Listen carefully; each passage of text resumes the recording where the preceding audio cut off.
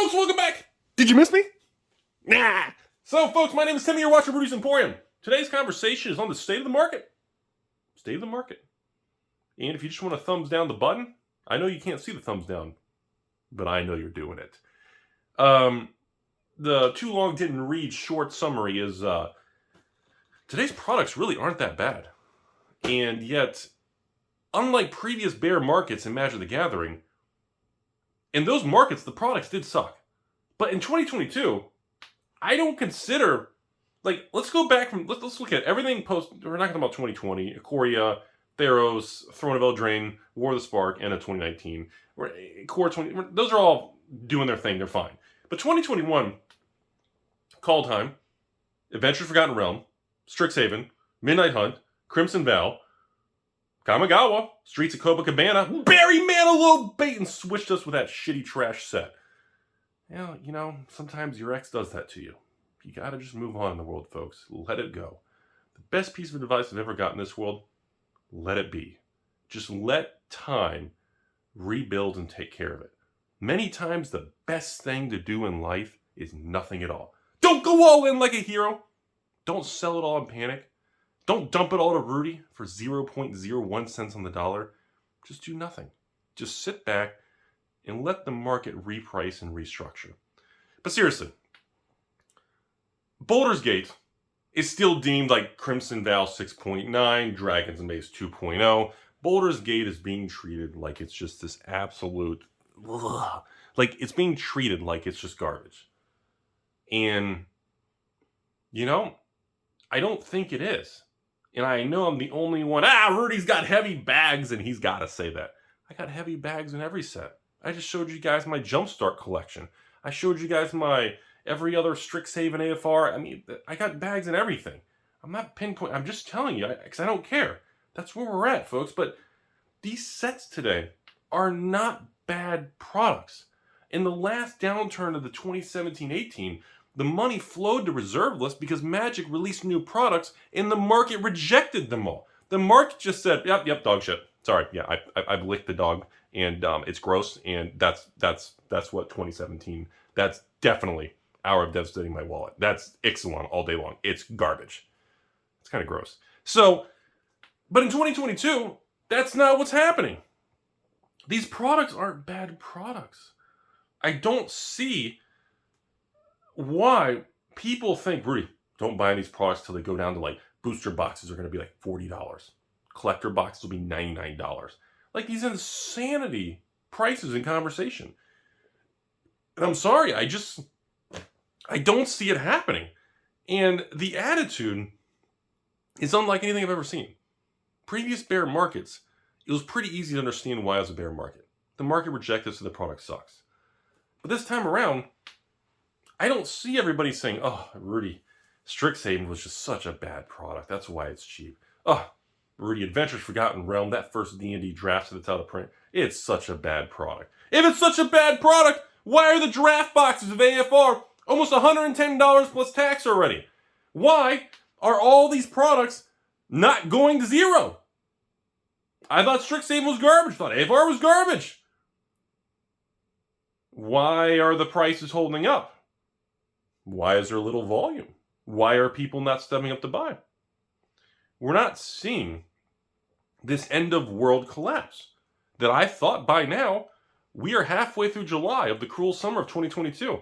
We've only got, I consider the end of the summer, what kind of end of August. Once we march the end of August, September, we start heading towards fourth quarter. You know, once that Halloween, October holiday cycle kicks in, this is over with.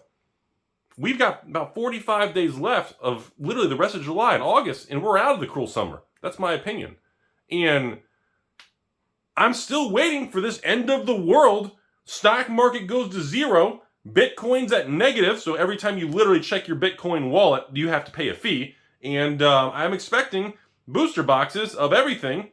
Why are Baldur's Gate draft and set still averaging like $90 plus tax? I'm sorry, as of filming this video, 88 plus tax. So for most people, 95 out the door. What I don't understand the sheer anger and pessimism, yet the overall market is just weird. It's holding up.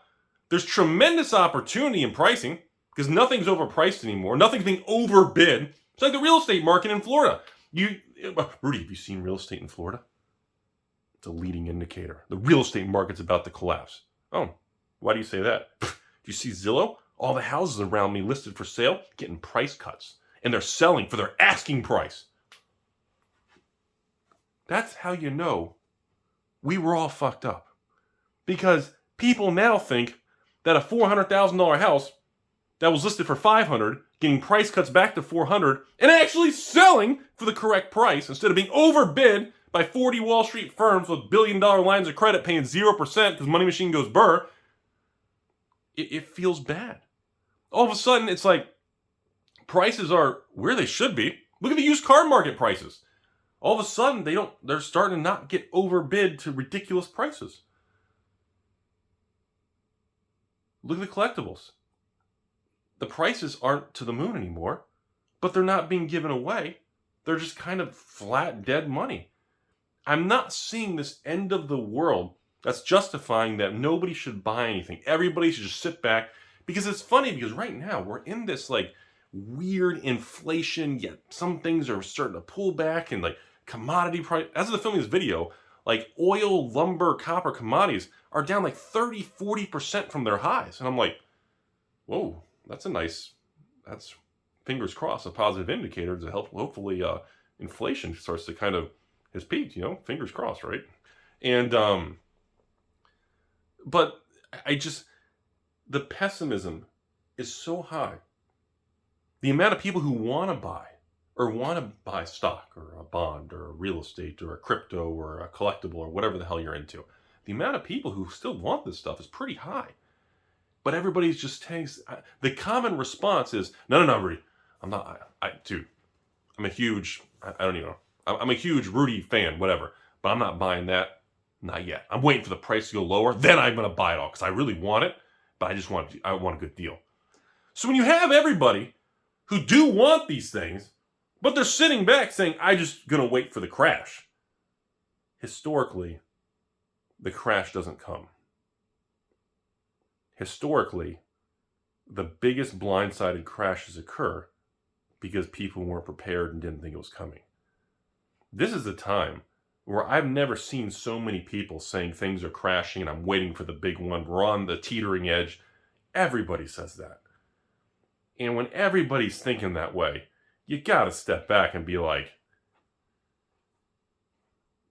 really? And it's just, let me pick on Boulders Gate before I end the video, because it's been a few videos since we talked about Boulders Gate. In the wake of the double masters flashiness and just, it doesn't even matter. You can buy the collector boxes for $300, or hell, you could probably buy collector boxes of double masters too for over $300, and the draft boxes for over $400. In 12-24 months, you're probably still gonna look like a hero. People become very fixated on, okay, well, I need $3 less. People get fixated on these very tiny drips in market kind of pinpoint data, but they lose sight that, in a couple of years when the price is way over there, you're not gonna give two shits if you paid $298 a box, $301 a box. Hell, you paid $500 a box. If the shit is way higher, you don't care. And that's the funny thing about it is right now, I look at something like Boulders Gate, and I'm like, based on the assumption that they can't reprint it 4 times because they're not going to be able to flush out the previous reprint, so they can't order a new one, and based on the pipeline of products coming, which they'd rather reprint other things instead of Boulders Gate, which they can't sell, what does this mean? Where are we going from here? And how many people watching this video, how many angry LGSs, how many angry people all over the world are going to miss out on all this stuff? In my theory, is the answer is really high. I'd almost be willing to bet almost 90%, if not 95%, of people in this industry are going to miss the turn. Because I've never seen such agreement and alignment that the end is near in the 7 years I've been on YouTube. It's fucking wild, folks. It's wild. And the only other time I can tell you all, sorry, I had a anniversary kid fall on me. The only other time I've seen a similar volume, like this momentum of just don't touch it all. Rudy's pumping every product. I'm like the puppet master of all this cool memes. I need cool memes. I need like Rudy the Puppet Master. Because some artists out there paint me like an oil painting of like Rudy the Puppet Master with like strings of all the, and then like on the bottom of the strings are different products. Dude, that'd be such a cool painting. I'd pay for that. And the 2017-18 was the closest thing we had. But even this is more impactful and more bearish and more firm than we were back then. And people like the products today. They're just unhappy with the economic conditions and the price of the products or how much was printed of the product. People like today's products better than they did in the previous 2017 bear market when people just simply didn't even like the damn products. And then those things all came back with a vengeance. And people liked these products better. Like, I haven't found anybody who's literally like, oh, Strixhaven's the worst set ever. Oh, Rudy, the Adventures Forgotten Realm core set replacement is the worst core set replacement ever in history of Magic. Rudy, that Kamigawa, well, everybody knows Kamigawa's good. Streets of Copacabana, worst Magic. Like, no one's saying that. These are decent products. And again, make fun of me. Baldur's Gate is still not a trash product. I got a pallet left of each. I mean, a little bit of it trickles to the patrons here or there. They buy some draft and set, mostly just to crack and enjoy. But overall, the amount of messages I've gotten of people who've just cracked a box of Baldur's Gate draft or set and enjoyed it is just 10 to 1 compared to people complaining.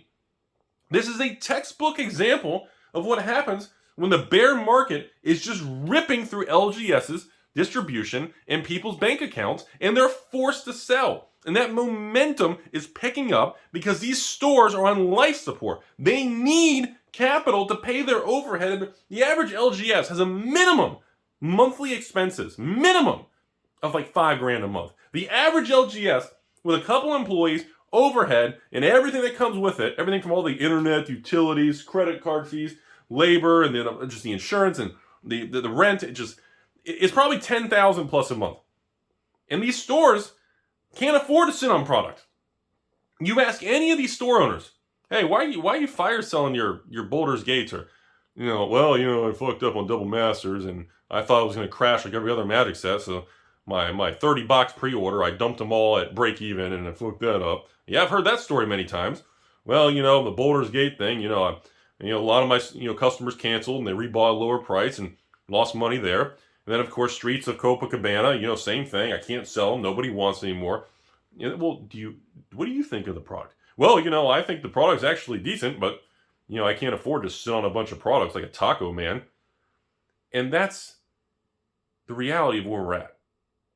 When all these stores are struggling to keep the lights on, because Wizards has pounded them in the face with like 6 recent releases that have all tanked, and then Papa Bezos accelerates the tanking, and then stores need capital, so they got to flush it off their books even at a loss.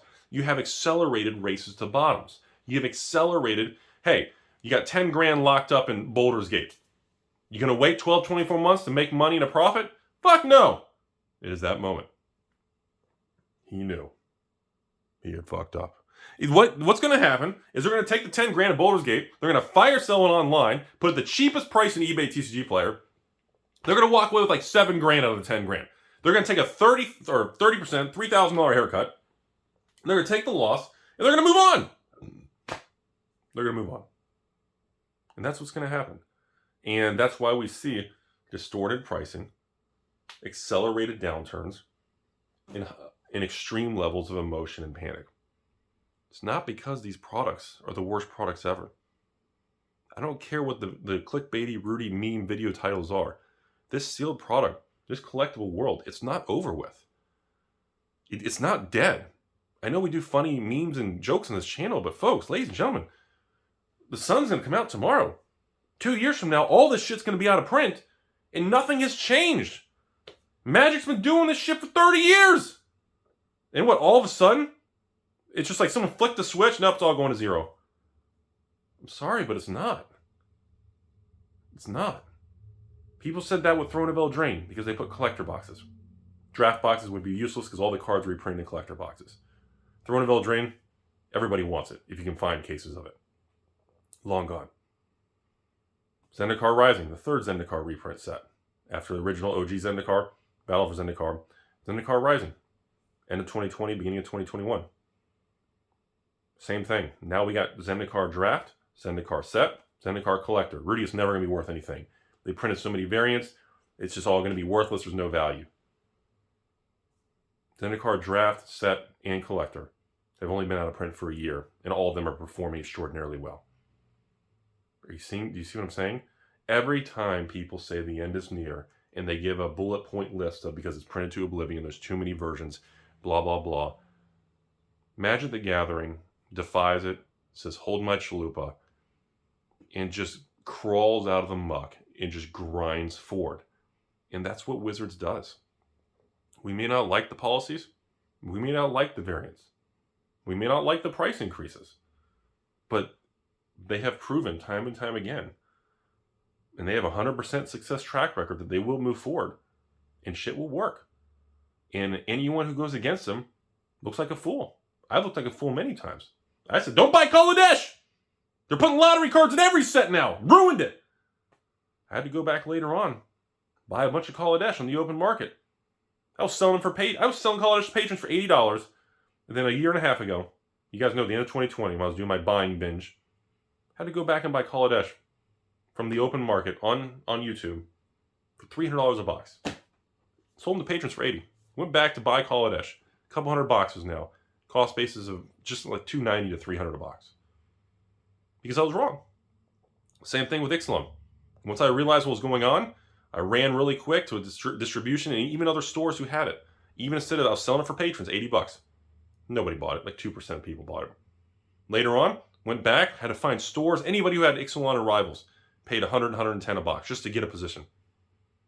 I'm on Kitty Cat. Hated it.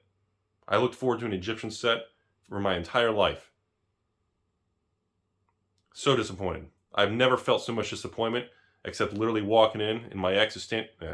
It was so much disappointment. And you know what? I realized I had effed that one up too. Had to go back after Amonkhet was out of print, buy a pallet of 500. Well, had to accumulate the pallet of 500 by buying 60, 90 boxes of Amonkhet from all kinds of sources between $90 and $100 a box. Because I realized I had fucked up. And I realized I had to just say, you know what? I'm going to pay 20, 30% higher, but I still think over the next 3-4 years it's going to be worth it. And I got that part right. But it cost me.